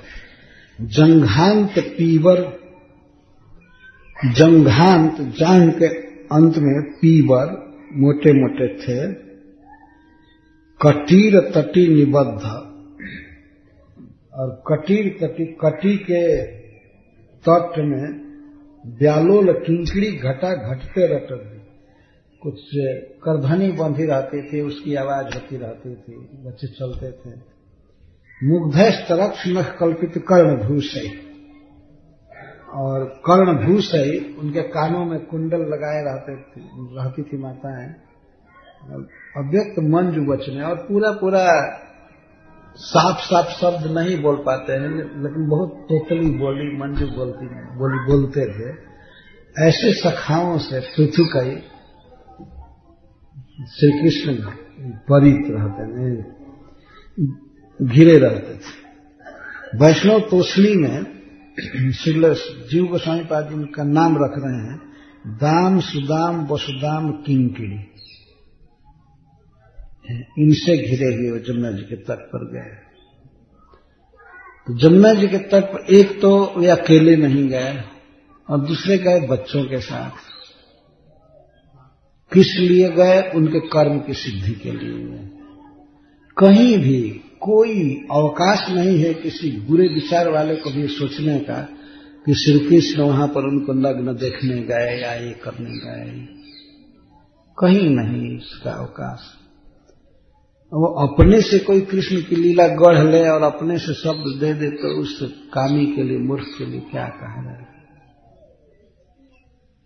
वहां जाकर श्री कृष्ण ने क्या काम किया? तासां वासां सुपादाय नीपम आरुह्य सत्वरः हसद्भि प्रहसन बालय परिहासमुवाच। सत्वरः, त्वरा के साथ श्री कृष्ण गए बच्चों के साथ और सबको सिखाए थे। वहां पर कुछ कपड़ा मिलेगा, जितना जल्दी जल्दी उठा लेना सबको सीखा है। और गए तो सबसे श्रील सुखदेव गोस्वामी सत्वर शब्द का प्रयोग है। त्वरा का अर्थ होता है जल्दीबाजी, सत्वर तो बड़ी वेग से जल्दी जल्दी। तासाम वासांसी उपादाय, तासाम कुमारीणाम वासांसी वस्त्राणि उपादाय, उपादेयत्वे न गृहीत्वा, उपादाय तो ले करके भगवान के मन में आए तो हंसी कर रहे हैं, बच्चों से कहने लगे, अरे ये देखो, भाग्य देखो कि रास्ता चलती चलती इतना सुंदर सुंदर वस्त्र मिल गया, इकट्ठा करो इकट्ठा करो इकट्ठा करो। भगवान ये नहीं पहले कह रहे थे कि गोप कुमारियां नहा रही हैं, देखो भाग्य, पता नहीं सवेरे किसका मुख देखकर चले थे, इतना सुंदर सुंदर वस्त्र मिल गए, इकट्ठा करो जल्दी जल्दी जल्दी जल्दी। तो श्री कृष्ण के इस कर्म को देख करके जल्दी जल्दी कर रहे थे तो बच्चे हंसने लगे, खी करके बच्चे सब हंस रहे थे कि क्या कर रहा है, क्या जरूरत है, हो सकता है किसी दूसरे का हो। बच्चे इस तरह से कर रहे हैं तो श्री कृष्ण जल्दी जल्दी उठा रहे हैं, उनको भी कहते हैं जल्दी उठा। तासाम वस्त्राणि उपादाय नीपम कदम्ब वृक्षम आरोह्य च, वस्त्र को लेकर के और कदम्ब वृक्ष पर चढ़ गए। तो बच्चे जब तक वस्त्र ले रहे थे वे हंस नहीं रहे थे, जब चढ़ गए सब बस बैठ गए वृक्ष पर, तब हसद भी, हास्यकारी भी, बच्चे हंसने लगे। बच्चे तो ऐसे भी बिना कारण के भी हंसते हैं कभी कभी देखा बच्चों की हंसी को कुछ लोग रोकना चाहते हैं, लेकिन दबाने के बाद भी खी खी खी खी करके हंसते हैं लोग कितना भी जितना दबाते हैं उतना ही हंसते हैं, वो हंसते रहते हैं, हंसने लगे। हसद भी बालई शब्द दिया जाए, हंसते हुए बच्चों के साथ स्वयं चप्र हसन, तो भगवान को भी हंसी आ रही है, भगवान को हंसी आ रही है और हंस भी रहे हैं। इसलिए कारण है कि हंस करके गोप कुमारियों के अटेंशन को अपने तरफ करना है, नहीं हंसेंगे तो कैसे पता चलेगा, वो तो कृष्ण का गान कर रही हैं और विभोर हैं बिहार में।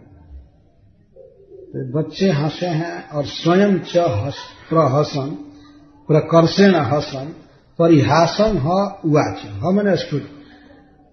इसके बाद श्री कृष्ण ने परिहास किए गोप कुमारियों का, प्रहसन परिहासन उवाच, हंसते हुए मजाक करने लगे, परिहास किए।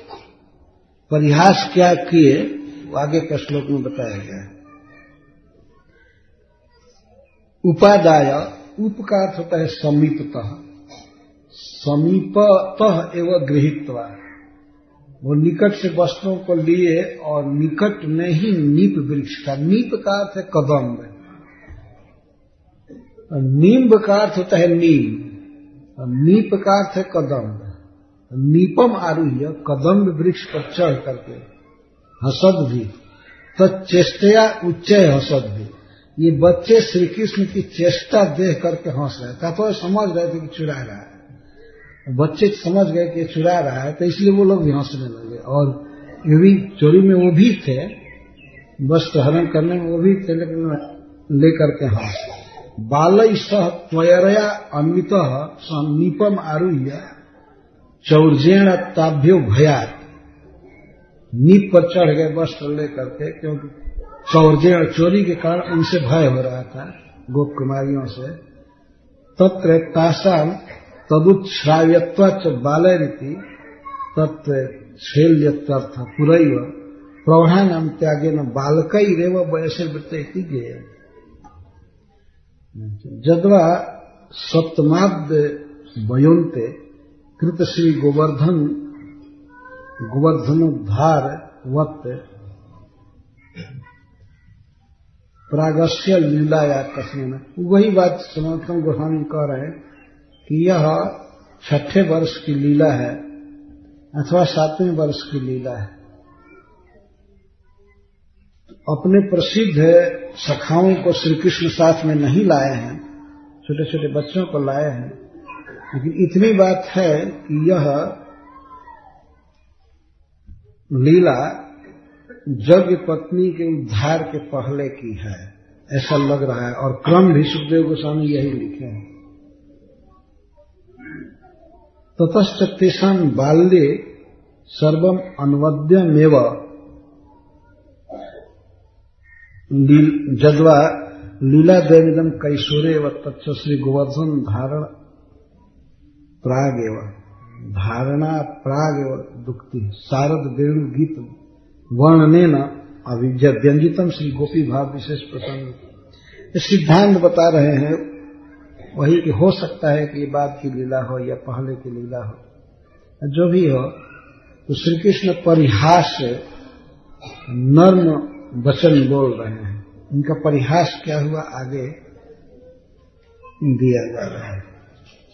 अथवा श्री कृष्ण ने परिहास किया। श्रीपाद विश्वनाथ चक्रवर्ती ठाकुर लिखते हैं, सत्वर तो दृष्टि वंचनाय शीघ्रम सन हसद्भि इति अति बाल्या निर्निमित्त हास्यवद्भि। अति बच्चे हैं इसलिए हंसने में उनका कोई निमित्त कारण नहीं है, ऐसे ही हंस रहे हैं। उन बच्चों के साथ श्री कृष्ण भी हंसने लगे। हास शब्देन ता स्वयं एवं बोधेन इत्यर्थ। हंसी के द्वारा गोप कुमारियों को स्वयं ही बोधित कर रहे हैं। परिहास में श्री कृष्ण क्या कहते हैं, भो भो ब्रज कुमारिका, श्री कृष्ण हंसी कर रहे हैं, हे ब्रज की कुमारियों, आसु नीप शाखासु अमुनि वंशांसी केन निबद्धानी। ये कदम्ब के शाखाओं पर किसने ये सब वस्त्र रख दिया? ये हास कर रहे हैं कृष्ण। कदम्ब की शाखाओं पर किसने बांध कर रख दिया, किसने टांग दिया इसे वस्त्र? केन निबद्धानी किम जुयम वेद था। कुमारी तुमको पता है कि किसने टांग दिया है? भगवान मजाक कर रहे हैं। 9 बार कि तुम्हें मालूम नहीं है, मया तो विदुरादेव विलोक्य, मैं तो दूर से ही देखा कि क्या ये लाल पीले या हरे सब टंगे हुए वृक्षों पर चमक रहे हैं।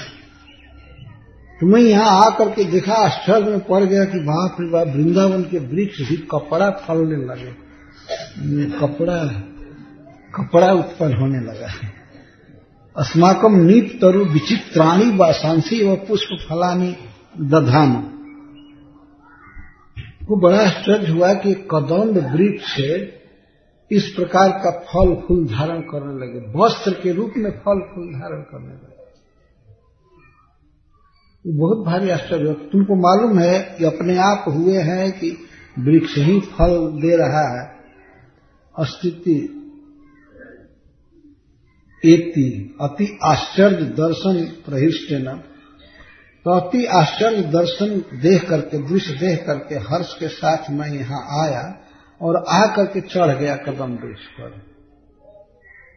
इन वस्त्रों को देख करके मैं चढ़ गया कि ये वृक्ष फल दे रहे हैं, वस्त्र दे रहे हैं। ननु अस्मदीयानी अमुनि वांसांसी की चेत। अगर मान लीजिए गोप कुमारियां कहें कि ये सब हमारे वस्त्र हैं, वृक्ष नहीं फला है, तब श्री कृष्ण कहते हैं अगर ये तुम लोग कहोगे तुम्हारे वस्त्र हैं तो कथम अति उच्च शाखासु आरूढ़ानी। तुम्हारे वस्त्र हैं तो ये इतने उच्च शाखाओं पर इसको क्यों रखा है? वस्त्र अगर तुम्हारे हैं तो इतनी उच्च डालियों पर रखने की क्या जरूरत है? ननु त्वया एवं अपहृत्य आरोहितानि। अगर गोप कुमारियां कहें तुमने वस्त्र हरण करके और ऊंची डाली पर टांग दिया, इस प्रकार चेत सत्यम दुश्मन बिना राजपुत्र मई ईदृशम परिवादम अर्पितम का प्रभु। क्या इस तरह का साहस कर रही है? मैं पता है मैं राजपुत्र हूं, राजा का लड़का हूं, और दूसरे के पहने हुए वस्त्र को मैं इकट्ठा करूंगा, छूऊंगा नहीं। राम राम, मैं ऐसा नहीं कर सकता। लेकिन तुम लोग भी ऐसी हो जो मुझ राजपुत्र पर भी इस तरह का अपवाद डालने का साहस कर रहे हैं। ये मजाक है। ननु भो क्रोधस्ते मां भूत अमुनि स्त्री वासांसी एवं किम न परिचिनोसी चित्ता। ननु भो क्रोध, भगवान कहते हैं क्रोध मत करो। ननु भो क्रोधस्ते मां भूत, तुमको क्रोध न हो। अमुनि स्त्री वासांसी एवं किम न परिचिनोसी। गोप कुमारियों ने कहा कि तुमको ये पता नहीं है कि ये स्त्रियों के वस्त्र हैं, तुमको पता नहीं है। तब कहते हैं तो विश्वस्मिन अस्मिन जुए में वह स्त्री अस्था, कि विश्व में तुम लोग ही केवल स्त्री हो कि तुम्हारी ही साड़ी हो सकती है। ठीक है स्त्री वस्त्र है, लेकिन केवल तुम ही लोग तो स्त्री नहीं हो। पता नहीं किसका है, कौन टांग करके चला गया। न तु अपरा संति ननु ब्रजराज कुमारी ब्रज कुमारी नस्मान अस्मिन निर्जने का स्त्री अभ्यर्थम आगच्छे। हे श्री कृष्ण, ब्रज कुमारियों के अतिरिक्त कौन इस निर्जन वन में आएगी विहार करने के लिए? अगर ऐसी बात कहो तब कहते हैं दुश्मन बिना किम अन्य निर्जन विहारेंगे न भये हुए भवे। क्या तुम लोगों के बिना अन्य स्त्रियां निर्जन में विहार नहीं करती हैं? ननुवत्र विहर्तुम वयम ना गच्छामः। अगर गोप कुमारियां कहें कि हम यहाँ विहार करने के लिए नहीं आई हैं, किंतु नीप देवता दुर्गम अर्चितु नीति चेत, हम यहाँ पर नीप देवी दुर्गा जी की पूजा करने आई हैं, विहार करने नहीं आई हैं। दुर्गा जी को भी नीप देवी कहते हैं। दुर्गा जी के लिए नीम का वृक्ष स्थापित किया जाता है, उन ज्यादा रहते हैं, उनको नीप देवता कहते। किम तदर्शिका नान्या संति, श्री कृष्ण कहते हैं क्या माता दुर्गा की आराधना करने वाली अन्य स्त्रियां नहीं हैं? तस्माद अप्सरो भी प्रतिनिषिथम दुर्गार्थ नियम भी अद्यतने निशीथे ताम अतिश्यम के भी स्नात्वा परिधातु अमुन्यासु सखासु स्थापित। हम अब पता चला माता दुर्गा की पूजा करने के लिए अप्सराएं भी आती हैं, देवियां आती हैं। तो देवियां तो आकाश में घूमती रहती हैं, तो हमें लगता है कि ऊंची शाखा पर वही टांग करके भूल करके चली गई, अप्सराएं चली गई। परिहास कर रहे हैं भगवान चक्रवर्ती पाद जी इस प्रकार के परिहास। परिहासोक्ति माह अत्र इति द्वाभ्याम, फिर कहो परिहास भी कर आगे के श्लोक में भी। हे अबला अत्र आगत्य कामम स्वम स्वम वास प्रगृह्यता। हे अबलाओं, श्री कृष्ण सबसे पहले गोप कुमारियों को अबला कह रहे हैं, क्योंकि वे उपवास करके नियमित आहार करने के कारण व्रत करने से वे दुबली हो गई है। अबला कह रहे हैं। हे अबलाओं, यहाँ अत्र वृक्ष सन्निधान मदंतिकेरा, इस वृक्ष के पास या मेरे पास आगत्य कामम यथेष्टम, कामम का तो यथेष्टम एवं अत्र आगत्य स्वम स्वम वास प्रगृह्यता, अपने अपने वस्त्र ले लो। अपने अपने वस्त्र मतलब तुम लोग अपना अपना वस्त्र पहचान करके ले लो। बताओ हमको कि ये हमारा है, ये हमारा है, तो मैं उसको ले करके दे दूंगा। मुझे क्या पता है कि कौन वस्त्र किसका है? पहचान करके स्वयं स्वयं अपना अपना वस्त्र प्रगृह्यता, प्रकर्षण गृह्यता, अर्थात स्वयं स्वयं वास परिचित्य, अपने अपने वस्त्र को पहचान करके मत प्रत्ययार्थम शपथम कृत्वा, और मेरे विश्वास के लिए शपथ भी करो, शपथ दो कि ये तुम्हारा ही वस्त्र है।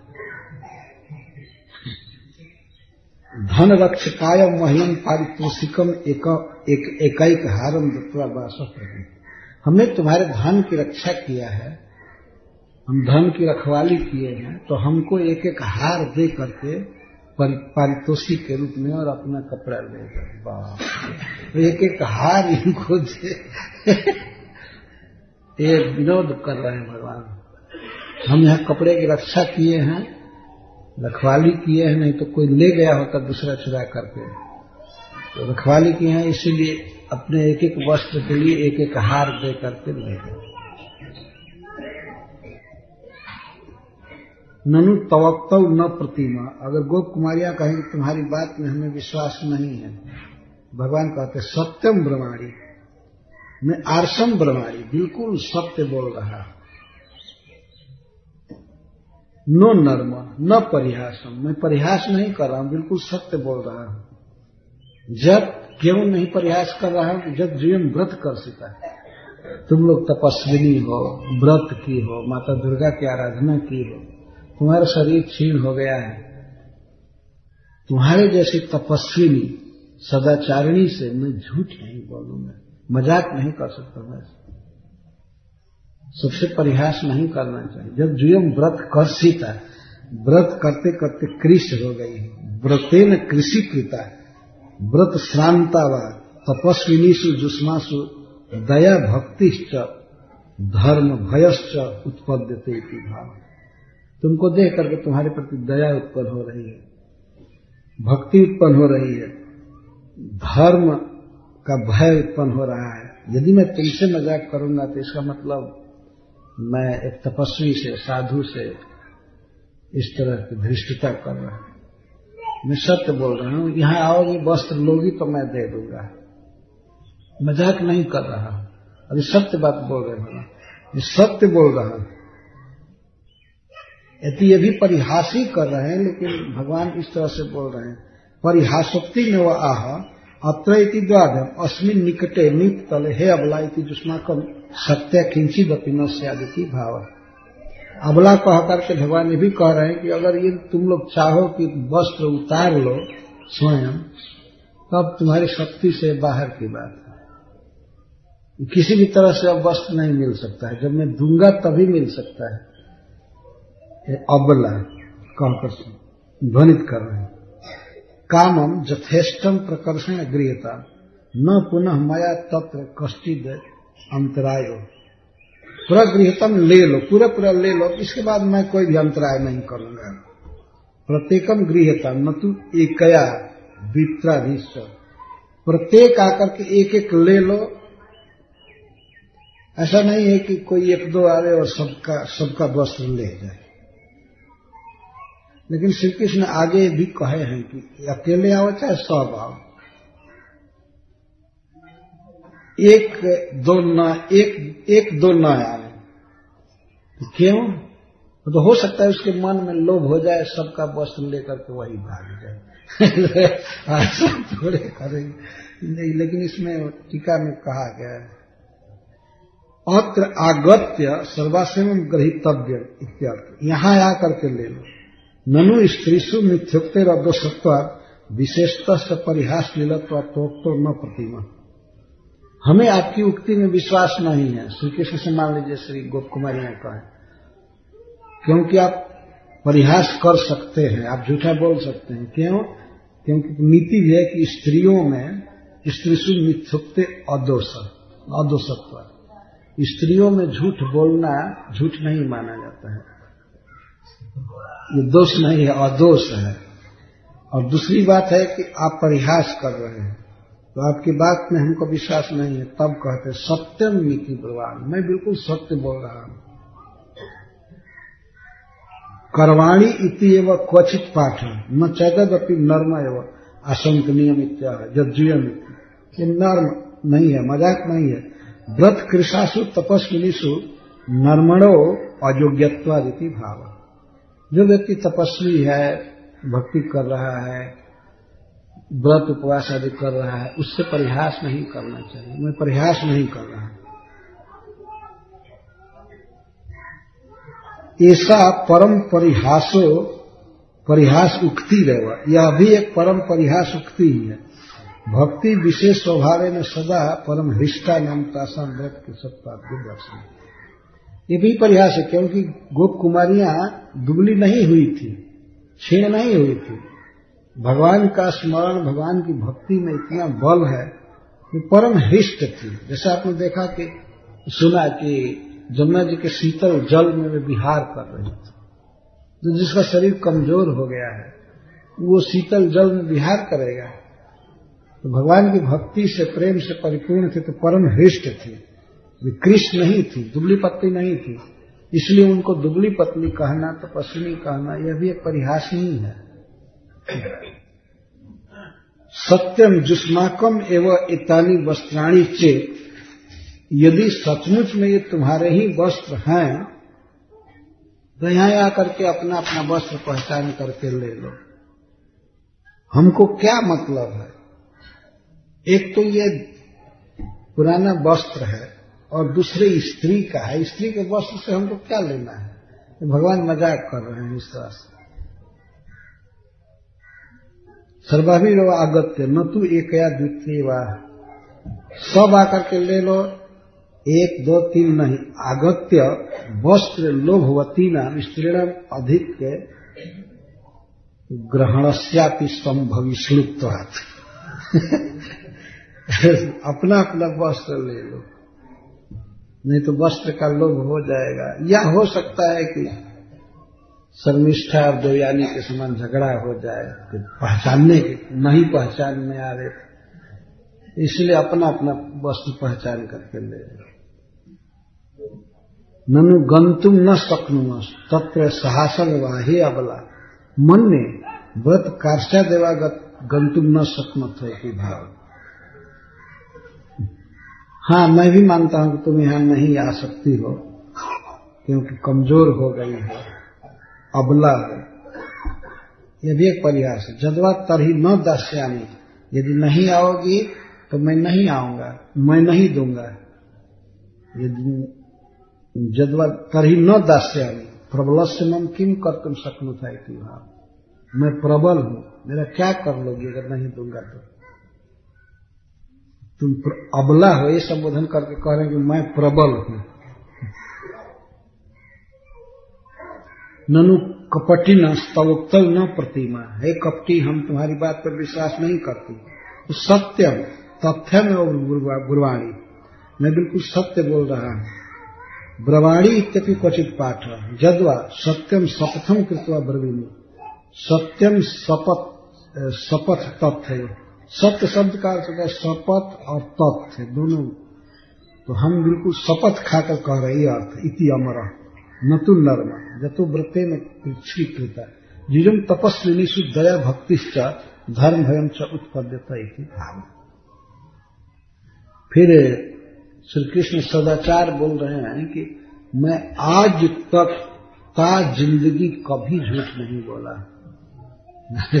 भगवान बोल रहे न मयोदित पूर्वम व अनृतम तदिमे विदुः एकैकशः प्रतीक्षध्वं सहैवोत सुमध्यमः ननु मिथ्यावादिनः तव शपथेपि न विश्वसीम। अगर गोप कुमारियां कहें कि अरे कपटी मिथ्यावादी, हम तुम्हारे शपथ पर भी विश्वास नहीं करती हैं, तब कहते हैं सरसना दंसमा। श्री कृष्ण अपने दांतों से अपने जिह्वा को दबाकर बोलते हैं न, मैं कभी भी इसके पूर्व असत्य नहीं बोला है। हे सुमध्यमा मया अनृतम न उदित पूर्वम उक्त पूर्वम कदापि मया अनृतम न उक्तम इत्यादि। मैं पहले भी कभी असत्य नहीं बोला है। इन सब उक्तियों का वास्तविक अर्थ है, वास्तव में भगवान कभी असत्य बोल ही नहीं सकते, तो मैं कभी भी असत्य नहीं बोला हूं। तत् मम अनिर्तस्य अनुक्त पूर्वत्वम इमे सहचरा विदु।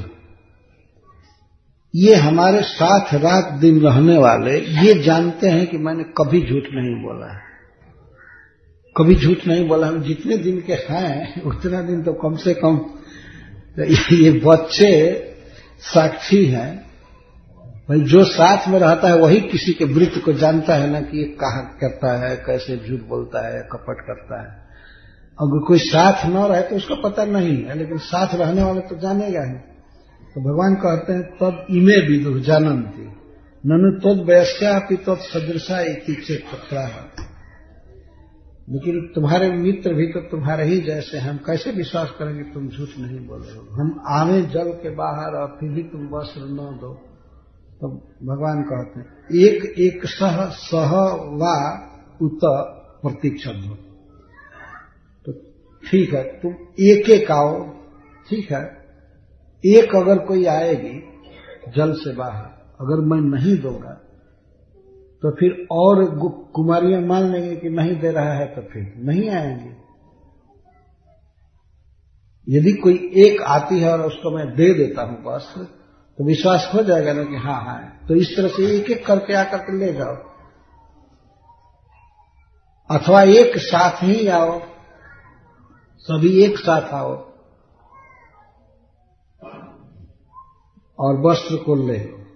उदित पूर्वम पूर्वम पूर्वम उक्तम जब तद अनृतम मिथ्या नैव भवति जद्वा अनृतम न मया उदित पूर्वम कदापि अनृतम पूर्वम नोदितम इत्यर्थ वही प्रसिद्ध हो। तच्च इमे मत सहचरा विदु सर्वत्र सदैकत्र चारित्वेन ऐसामेव मदीया शेष वृत्ता विज्ञान। मेरे अशेष वृत्त का ज्ञान इनको है और ये कपट भी नहीं जानते। बच्चे हैं तो बच्चे तो जथा दृष्ट भाषी होते हैं, जो देखते हैं वो बोलते हैं। इन बच्चों को सिखाया भी नहीं जा सकता है क्या झूठ है क्या सच है। तो भगवान इसीलिए कह रहे हैं कि ये जानते हैं। अगर हमारे बड़े बड़े जो सखा हैं वो तो हो सकता है हमारे समान कपटी हो जाए या झूठ बोले, लेकिन ये इमे विदु, ये 2 दिन के बच्चे, ये बेचारे जो देखे हैं वही कहें, जो सुने हैं। तो ये साक्षी है कि मैंने कभी आज से पहले झूठ नहीं बोला है। तच्च इमे मत सहचरा विदु सर्वत्र सदा एकत्र चारित्वेन ऐसामेव मदीया शेष वृत्ता विज्ञान ननु त्वद्वयस्यापि तत्सदृशा एवति तत्राह एकैकशः आगत्य स्वकीय वस्त्रम गृह्णीत। यदि एकया आगत्य स्ववस्त्रम न प्राप्यते तदा मद्वचनम मिथ्या एवेति मंतव्यम इति भाव। अगर किसी एक के आने पर पहले अब मैं न वस्त्र दूं तो मान लिया जाएगा मैं असत्य बोल रहा हूं। अहो किम एवं विलंबाचरणे नवा, क्यों इतना विलंब कर रहे हैं। मम वचस असत्यता यदि च कलुषता च काचिल नास्ति एवं इति बोधयन पक्षांतरम न सहेति उत वा शब्दार्थेषु मध्यमा इति जुष्माकं मध्य भागादि सौंदर्यम एवं द्रष्टुम इच्छते न च वस्त्र एत प्रयोजनमिति गूढ़ अभिप्राय। चक्रवर्ती पाद जी कहते हैं कि तुम्हारे वस्त्र से हमको कोई मतलब नहीं है, तुम ले जाओ।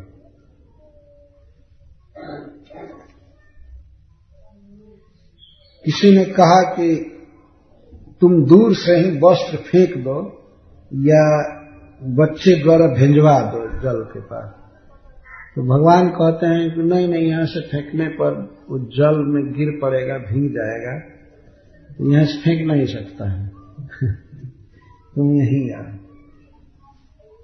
जो बात भगवान को कहना था वो वस्त्र देने से पहले नहीं कहा। जब वस्त्र दे दिए, पहन ली, तब भगवान ने जो असली बात थी, जो व्रत में त्रुटि पैदा कर रही थी बात, उसको उन्होंने बताया। मैं पहले ही बताऊंगा।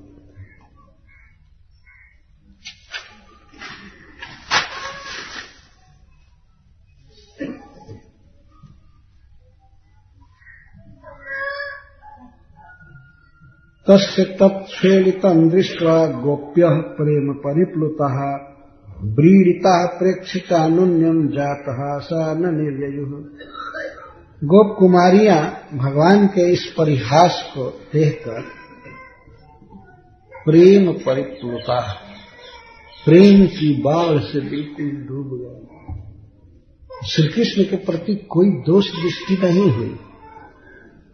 जैसे परिहास में उत्तर प्रत्युत्तर में कुछ बातें कही जा रही थी, भगवान को मिथ्यावादी या कपटिल कह रही थी, लेकिन वास्तविकता ये है कि श्री कृष्ण के इस कर्म से, वस्त्र हरण से, गोप कुमारियों का चित्त अत्यधिक प्रेम परिप्लुता। प्लुत का अर्थ है डूब जाना, सिक्त।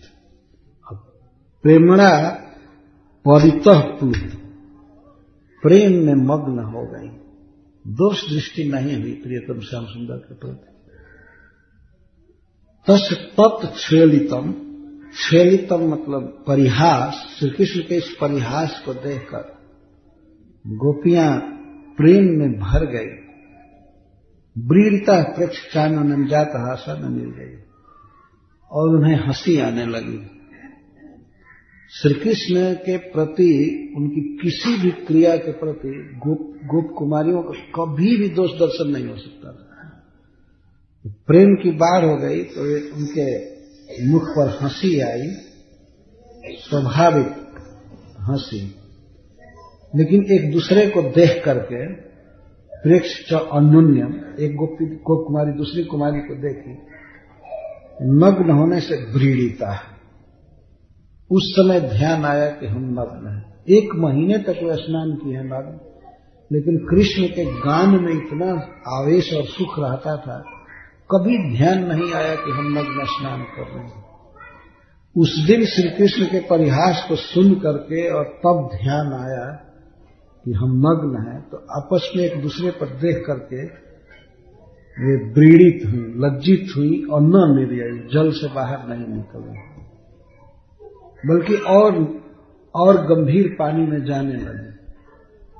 जो कमर भर पानी में थी वो और नीचे आने लगी, जिससे उनका वक्षस्थल आदि सब पानी में ढक जाए, केवल मुख कमल दिखाई दे रहा।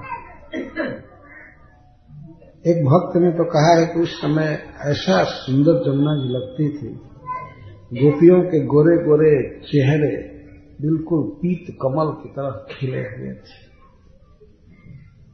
और लाल कमल की तरह लगता था कि कमल खिला हुआ है। मुख कमल था, कमल से भी अधिक सुंदर, सारा शरीर जल में मग्न था। तो नहीं निकल प्रेम परिप्लुता।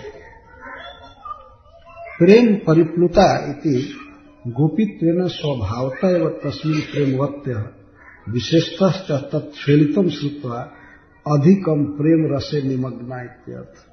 जात हासश्च सत्यो न निर्ययो जतो अनन्यम प्रेक्ष ब्रीडिता। जद्वा प्रेम परिप्लुतत्वादेव ब्रीडिता जात हासश्च जात स्मिता अनिर्याणे ऐकमत्यार्थम अनन्यम प्रेक्ष। निकलना चाहती थी, प्रियतम श्याम सुंदर के पास जाना चाहती थी वस्त्र लेने के लिए, लेकिन नहीं निकल सकी। तो श्रीपाद सनातन गोस्वामी जी कहते हैं कि ऐकमत्य होने के लिए, सबकी मति को इकट्ठा करने के लिए, सब चाहती हमें निकलना, एक दूसरे पर देखने लगे कि श्याम सुंदर ऐसे कह रहे हैं तो क्या करना चाहिए, क्या करना चाहिए, एक दूसरे पर देखने लगे, पूछी नहीं तो वो नहीं निकल सके। अनुन्यम प्रेक्ष जात हासश्च न निर्ययो क्षेलितम रहस्य परिहासम दृष्ट्वा प्रेम परिप्लुता इति मन्यामहे इममेव कांतम सुखितुम अस्माकम अहंतास्पदानि अनुरूपाणि किम भवितव्यन्ति इति मनोनुलापानंदेन मग्ना बहिष्टु अनन्यम प्रेक्ष आविड़िता। चक्रवर्ती बाजी कहते हैं इममेव कांतम सुखितुम अस्माकम अहंतास्पदानि अनुरूपाणि किम भविष्यन्ति। प्रेम से परिप्लित हो गई और सोचने लगी कि हो प्रियतम श्याम सुंदर को सुखी करने के लिए हमारा जो अहंतास्पदानि अनुरूपाणि किम भविष्यन्ति, क्या हम अहंकार नहीं त्याग सकती हैं? श्री कृष्ण अगर इसी में सुखी हैं, वे चाहते हैं कि हम आकर के बस उड़े जाएं, तो यही करना चाहिए। ये मन में अनुलाप करने लगी, पर एक दूसरे पर दृष्टि गई, अपनी सखियों पर देखने लगी तो दृढ़ता हो गई। इति अयि कमलेक्षण तुम आहुयति अयम, फिर कहने लगे, एक प्रकार से मनो अनुलाप कर रहे हैं कि अरे कमल मुखी, ये श्याम सुंदर प्रत्यक्ष पुकार रहे हैं।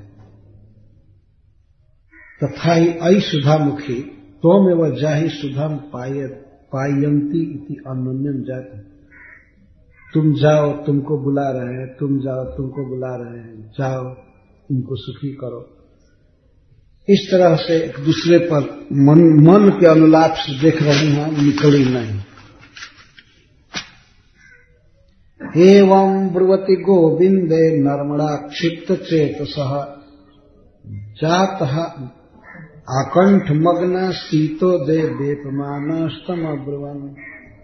इस प्रकार गोविंद परिहास कर रहे थे, उनके परिहास से चित्त और अधिक प्रेम रस में निमग्न हो गया। वे आकंठ मग्न शीतो दे, वे शीतल जल में आकंठ मग्न हो गई, वे कांप रही थी और उनसे इस प्रकार बोली।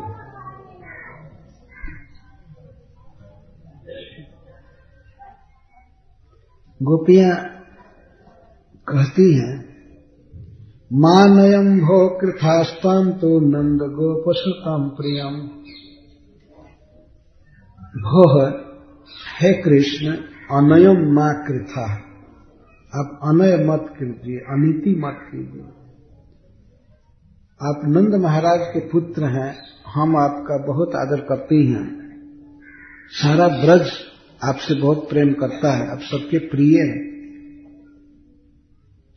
और ब्रज में सभी लोग आपकी प्रशंसा करते हैं। ब्रज श्लाघ्यम, समस्त ब्रजवासी आपकी सराहना करते हैं और आप सबके प्रिय भी हैं। देहि वालसांसी, आप हमारे वस्त्र दे दीजिए।